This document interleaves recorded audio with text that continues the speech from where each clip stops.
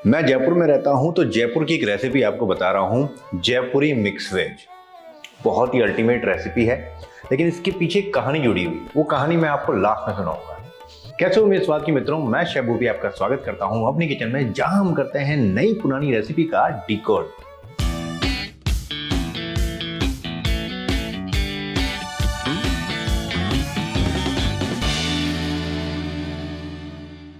Mix veg बनाने के लिए मैंने यहाँ पे छोटी सी गोभी का फूल लिया है।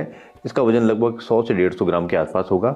छोटे छोटे से इसके फूल निकालने हैं। काटने का तरीका यही होता है कि इसका जो बॉटम पार्ट होता है सबसे पहले उसको हटाओ और उसके बाद में इसके छोटे छोटे से फ्लोरेट मतलब कि फूल निकाल लीजिए। इसी के साथ में हम यहाँ पे गाजर भी डाल रहे हैं। एक छोटी सी गाजर का टुकड़ा लिया है मैंने और इसका जो व्हाइट पार्ट है उसको हटा देता हूँ। गाजर बहुत ज़्यादा मत डालिए। गाजर ज़्यादा डालते हैं तो एक मीठापन सब्जी के अंदर आता है जो कई लोगों को पसंद नहीं आता है। इसी तरह लगभग मैंने 100 ग्राम के आसपास बीन्स ली है। इनको भी उतने ही साइज में काटना है जितनी साइज में हमने गाजर काटी है। वैसे मिक्स वेज के अंदर शिमला मिर्च का इस्तेमाल नहीं किया जाता है, लेकिन अगर आप थोड़ी सी शिमला मिर्च डाल देंगे ना, टेस्ट बहुत ही अल्टीमेट आता है। तो मैंने एक छोटा सा टुकड़ा लिया है, इसको भी हम क्यूब में काट लेंगे। देखिए, होटल रेस्टोरेंट में क्या किया जाता है कि इन सब्जियों को ब्लांच करके रख लिया जाता है। उसके बाद में जब ऑर्डर आता है तो हाई फ्लेम पे सब्जियों को फ्राई करके तुरंत ग्रेवी के साथ में दे दिया जाता है। आप चाहें तो इनको उबाल के भी बना सकते हैं और चाहें तो इनको शैलो फ्राई करके भी बना सकते हैं। शैलो फ्राई करने से बस फ़ायदा ये होगा कि इनके ऊपर जो ग्रेवी है, मसाला है, अच्छी तरह से चिपक जाएगा। तो यहाँ पे मैंने तेल लिया है कढ़ाई के अंदर। तेल हल्का गर्म हो गया है और उसके बाद में सबसे पहले तो गोभी फ्राई कर लेते हैं। गोभी को फ्राई करते हुए लगभग 2 मिनट हो गए हैं। उसके बाद हम इसमें गाजर डालेंगे। गोभी ज़्यादा वक्त लेती है, इसलिए हमने पहले डाल दिया। गाजर को भी फ्राई होने में मुश्किल से 1 मिनट लगेगा और उसके बाद में हम डालेंगे बीन्स और उसी के साथ में हम मटर भी ऐड कर देंगे।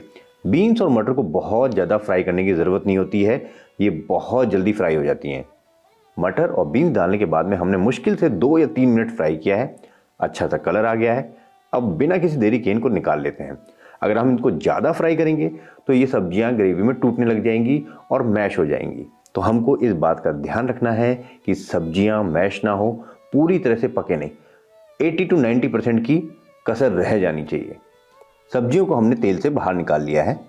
अब उसी तेल के अंदर कुछ खड़े मसाले ऐड करेंगे। बहुत सारे खड़े मसाले ऐड करने की ज़रूरत नहीं है, लेकिन हाँ, अगर तेज पत्ता और बड़ी इलायची है तो वो ज़रूर डालें। अगर और खड़े मसाले डालने हैं तो वो डाल सकते हैं, चॉइस है आपकी। इसी के साथ में हम 1 छोटा चम्मच जीरा तड़काएंगे। जैसे ही जीरा तड़कता है उसके बाद में हम यहाँ पे 2 अनियन डाल देंगे चॉप करके। प्याज को हमको ब्राउन होने तक पकाना है। इसी बीच में एक मसाला तैयार करते हैं। यहाँ पे 10-12 लहसुन की कलियाँ, 2 इंच अदरक का टुकड़ा और लगभग 5 से 6 काजू। बहुत ज़्यादा काजू मत डालना वरना ग्रेवी गाढ़ी हो जाएगी। इसी के साथ में 3 मीडियम साइज के टमाटर हैं जिनको मैंने पहले से उबाल के रख रखा था और इसका छिलका मैंने निकाल लिया है। देखिए, टमाटर को उबाल लीजिए या फिर किसी तरह से इसको पका कर अगर डालते हैं और उसका पेस्ट बनाते हैं तो सब्जी का कलर बहुत अलग आता है, टेस्ट बहुत अलग आता है। कच्चे टमाटर को भी डाला जाता है। ट्राई करके देखना आप, एक कच्चे टमाटर को पीस की ग्रेवी बनाना और एक पके हुए टमाटर को पीस की ग्रेवी बनाना। स्मूथनेस किस में आएगी? पके हुए में आएगी। इसी के साथ में मैंने बिल्कुल फ्रेश दही आधा कप यहीं पे ऐड कर दिया है और इसका बना लेंगे एक बढ़िया सा पेस्ट। यहाँ पे देखिए, अनियन भी बढ़िया से फ्राई हो चुके हैं और इसी बीच में जो हमने कैप्सिकम काट के रखा था ना, ये यहाँ पे ऐड कर देते हैं। शिमला मिर्च के साथ साथ हमने यहाँ पे हरी मिर्च भी ऐड कर दी है। हल्का सा भूनेंगे। जैसी हल्की सी खुशबू आती है उसके बाद जो पेस्ट हमने पीसा हुआ था यहाँ पे ऐड कर देंगे।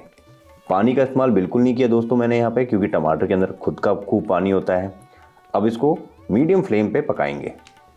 जब भी ग्रेवी छींटे मारती है ना, ढक्कन लगा दो। ज़्यादा मेहनत मत करो उसके साथ में, बस मैं यही करता हूँ। ढक्कन लगा देता हूँ, गैस की फ्लेम को डाउन कर देता हूँ, जिससे बार बार इसको स्टर करने की ज़रूरत ही नहीं पड़ती। चलिए, लगभग 5 से 6 मिनट हो गए हैं और देखिए हल्का सा जो ऑयल है, रोगन है, बाहर की तरफ आने लग गया है और ग्रेवी हल्की सी गाढ़ी भी हो गई है। यहीं पे ऐड करेंगे हम हल्दी पाउडर आधा छोटा चम्मच, कश्मीरी लाल मिर्च पाउडर 1 छोटा चम्मच या उससे भी कम, बहुत ज़्यादा लाल नहीं बनाएंगे। और धनिया पाउडर बहुत ज़्यादा नहीं डाला जाता है इसके अंदर, फिर 1 छोटा चम्मच या उससे भी कम। क्योंकि इसके अंदर हमने मसाले डाले हैं तो गैस की फ्लेम को बिल्कुल डाउन कर दीजिए और धीमी आंच पे इसको पकाइए। अगर आपको स्पाइसी चाहिए तो आप यहाँ पर हरी मिर्च का इस्तेमाल कर सकते हैं, तो स्पाइसी हो जाएगा। लाल मिर्च ज़्यादा नहीं डाली जाएगी। अगर लाल मिर्च को ज़्यादा डालेंगे तो कलर इसका चेंज हो जाएगा। तो कलर का भी तो ध्यान रखना है हमको। लगभग 5 मिनट पकाया और ग्रेवी ने अपना रोगन छोड़ना स्टार्ट कर दिया है। और अब हम डालेंगे इसके अंदर सब्जियां जो हमने पहले से शैलो फ्राई करके रखी हुई थी।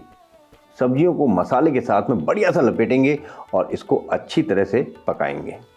जब हमने सब्जियां शैलो फ्राई करी थी तो लगभग मैंने कहा था ना 80% के आसपास पकाना, क्योंकि ग्रेवी के साथ मसाले के साथ भी तो पकेगी वो। तो यहाँ पर देखिए मसाला बहुत ज़्यादा ड्राई हो गया है।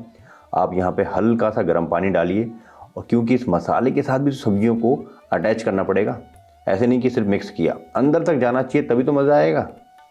ये हैं गट्टे। गट्टे की रेसिपी मैंने कई बार आपके साथ में शेयर करी है। ये फ्राइड करके मैं फ्रिज में रख लेता हूँ, आराम से 3-4 महीने चलता है। जब भी आपको गट्टे की सब्ज़ी बनानी हो, या फिर गट्टे का पुलाव बनाना हो, या फिर ये जयपुरी मिक्स वेज बनानी हो, तो आप इसको गर्म पानी में, गुनगुने पानी में रखिए, कम से कम 15 से 20 मिनट सॉफ्ट हो जाते हैं। उसके बाद में ऐड कर लीजिए किसी भी सब्जी में। तो यहाँ पर गट्टे ऐड होंगे, तभी तो जयपुरी चटकारा लगेगा। अब गट्टों को भी अच्छी तरह से मिक्स कर लेते हैं यहाँ पे सब्जियों के साथ। ग्रेवी में नमक डालेंगे बीपी के हिसाब से, और इसमें कसूरी मेथी जाएगी भुनी हुई। और जयपुरी मिक्स वेज है तो एक चीज़ और मिक्स करनी पड़ेगी ना, पापड़। तो यहाँ पे मैंने आधा पापड़ का इस्तेमाल किया है, पूरा पापड़ नहीं डालना है, बहुत ज़्यादा पापड़ का टेस्ट आएगा इससे। आधा पापड़ या फिर एक पापड़ का इस्तेमाल करना है। ये रोस्ट किया पहले से ही मैंने, इसको बिल्कुल हाथों से मसल कर डाल दीजिए, पता ही नहीं चलेगा पापड़ डला ही नहीं डला। होटल और रेस्टोरेंट स्टाइल में बना रहे हैं तो बटर क्रीम तो जाएगी, तो थोड़ा सा बटर डाल दीजिए और थोड़ी सी क्रीम। अगर बटर नहीं हो तो थोड़ा घी डाल देना, और क्रीम ना हो तो आप यहाँ पर मलाई का इस्तेमाल भी कर सकते हैं। और नाम का जाएगा गरम मसाला घर का बना हुआ। और धनिया तो जाएगा श्रद्धानुसार डंठलों के साथ में। और अब सभी चीज़ों को अच्छी तरह से यहाँ पे मिक्स कर लेंगे। अब देखिए सब्जी की रंगत देखिए, टेक्सचर देखिए, और टेस्ट तो बहुत ही अल्टीमेट आ रहा है, क्योंकि गट्टे ने अपना कमाल दिखाया, पापड़ ने अपना कमाल दिखाया, और मिक्स वेज तो वैसे ही सदाबहार होती है। बहुत ही अल्टीमेट बनी है जयपुरी मिक्स वेज, जरूर ट्राई करें। और हाँ, एक बात और बताऊं आपको, हमारे रेस्टोरेंट में बनती है, कभी हमारे रेस्टोरेंट में ट्राई करना। हमारा रेस्टोरेंट इंदौर में है दोस्तों। उसके पीछे एक छोटी सी कहानी यह है कि होटल रेस्टोरेंट के अंदर मिक्स वेज तो मिलती है। जब जयपुर से बाहर के गेस्ट आते हैं तो बोलते हैं जयपुर का स्पेशल क्या है। भाई हमने कैर सांगरी खा ली, ये तो राजस्थान में और जगह मिल जाती है, गट्टा करी जोधपुर का फेमस है, तो यहाँ पे दाल बाटी चूरमा के अलावा और क्या फेमस है, हम कुछ खाना है, कैर सांगरी खा के बोर हो गए। तो उन्होंने क्या किया कि मिक्स वेज को जयपुरी स्टाइल बनाया, क्योंकि जयपुर के अंदर पापड़ की सब्जी बनती है, गट्टे की सब्जी बनती है, तो वहां पे इन दोनों चीजों को कॉम्बिनेशन के साथ में जोड़ दिया, और बहुत ही अल्टीमेट टेस्ट के साथ में। तो चलिए, कैसी लगी आपको ये रेसिपी जरूर बताएं। अच्छी लगे तो लाइक एंड शेयर जरूर करें। फिर मिलते हैं नई रेसिपी के साथ में। जय हिंद दोस्तों।